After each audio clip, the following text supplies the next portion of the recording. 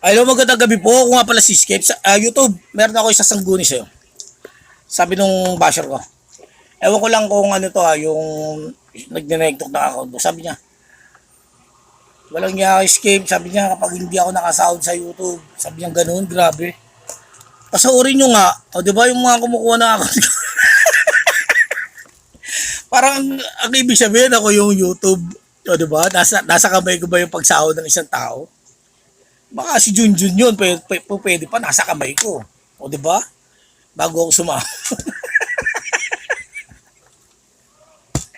O di ba? Pag shake it siya. Shake it up. Shake it. Sabi niya, manda ka escape pag hindi ako nakasahod. O di ba? YouTube, huwag mo kang pasahurin yung kumukuha na account ko. Mga nagpapanggap na ako. Tapos yung mga lahat ng basta lahat ng inano nila sa akin, sila naman mananagot dun eh. Siyempre, na-evaluate ng YouTube yun. Diba YouTube? Nasabi siya eh. Kasi sa dami ng tao, pwede silang manloko, manggoyo. O diba? Eh ako, hindi naman ako marunong manggoyo eh. Ba't gumagamit ako ng koyo? O yung goyo? Ano ba yung tawag doon? Yung pang ano ng pigsa? O diba? Ang gamot sa pigsa, yung ginagamit ko pag may pigsa ako. O diba? Sinasabi niya kasi, pag hindi raw sila nakasahod, Diyos ko, oh, ito lang katapat niya, no? Bimpo, nasabi sa inyo eh, pwede ka sumahod kahit anong oras.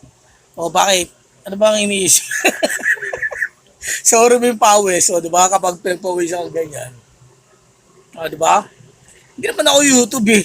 O diba? Baka nakakunik kayo sa YouTube account ko. O diba? Nagpapanggap kayo na ako kayo, diba? Para nalaman ng YouTube siguro. O di ano kayo ngayon? O diba? Sabi ko sa inyo eh. Hindi kasi pwede manggoyo. Masama kasi yung nanluloko ng tao. Di ba na wala kang pagkukunan. At least may pagmamalaki ka, di ba? Hindi ka man luloko, hindi ka man darambong. Oh, wala ka pa sa pwesto ng gobyerno, ganyan ka na. Oh, hindi na kita iboto. Eh, sa Amerika pa pala ako bumoboto. O, di ba? Yan ang tunay na pangyayari. Yan ang tunay, ha? Tandaan niya.